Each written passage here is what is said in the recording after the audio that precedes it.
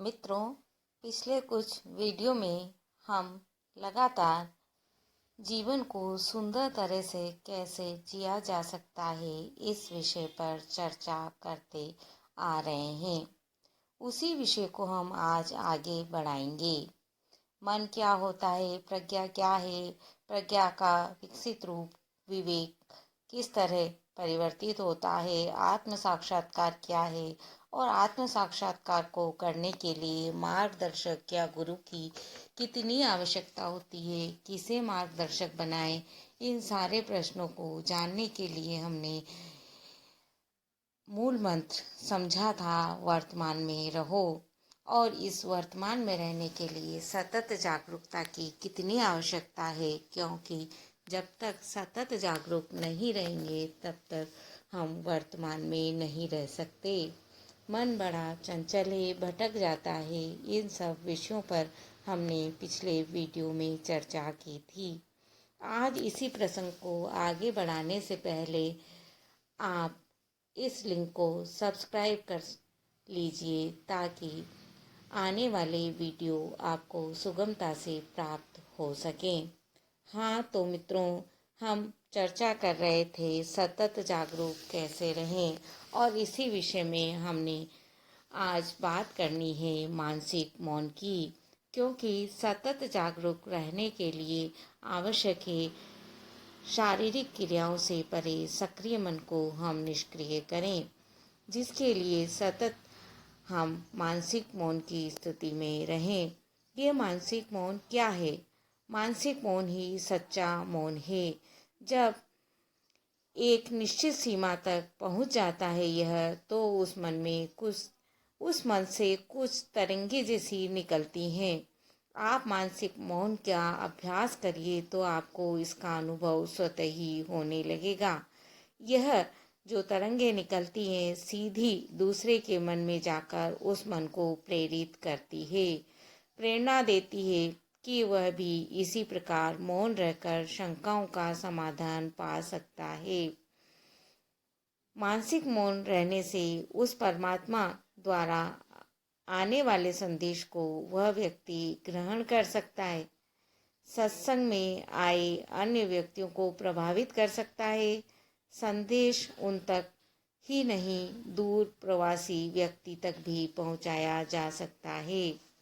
अतः मित्रों, मौन सत्संग मन को शुद्ध पवित्र करने वाला, विराट से प्राप्त होने वाले संदेशों को प्राप्त करवाने वाला, समझने की क्षमता विकसित करने का श्रेष्ठ साधन है, जिसे हम टेलीपैथी के नाम से भी संबोधित करते हैं। इसकी सिद्धि के लिए आवश्यक है सतत प्रयत्नशीलता। अब देखिए, सब एक दूसरे से जुड़ी हुई हैं।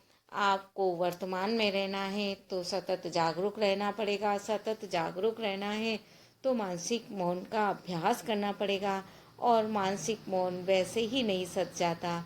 इसके लिए आपको सतत प्रयत्नशीलता बनाए रखनी होगी, क्योंकि कोई भी आध्यात्म की चीज़ प्राप्त करने के लिए हमें धैर्य रखना होगा। धैर्य के आसन पर आपको जमकर बैठना होगा। इस सतत प्रयत्नशीलता को कोरे आशीर्वाद से कुछ भी नहीं होता। आप केवल कोरे आशीर्वाद प्राप्त करके चाहें कि हमें आशीर्वाद मिल गया तो सब कुछ मिल जाएगा, ऐसा संभव नहीं है। साधना की सिद्धि सतत प्रयासरत रहने में ही है। अतः प्रयास बढ़ाना चाहिए, क्योंकि ईश्वर कृपा और आशीर्वाद फलित होते अवश्य हैं, पर उसके साथ साथ स्वयं के प्रयत्न भी जारी रहना चाहिए। नहीं सुप्तस्य सिंहस्य प्रविशन्ति मुखे मृगा। अतः अपने धर्म का पालन करते हुए सतत प्रयत्नशील रहना चाहिए, और इसके लिए आवश्यक है आप अपने धर्म का पालन करें। यह अपना धर्म अर्थात स्वधर्म क्या है? धर्म अर्थात स्वभाव, कर्तव्य।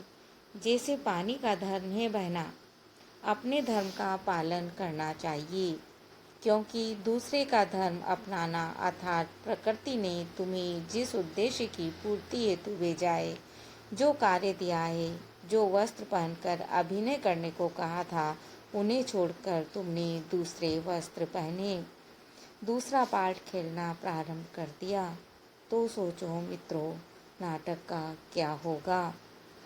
अतः हमें समझना होगा, यह शरीर पंच महाभूतों का है, हमेशा सक्रिय रहेगा, उसको हमें सक्रिय रखना है। शरीर व आत्मा को जोड़ने वाली कड़ी है मन।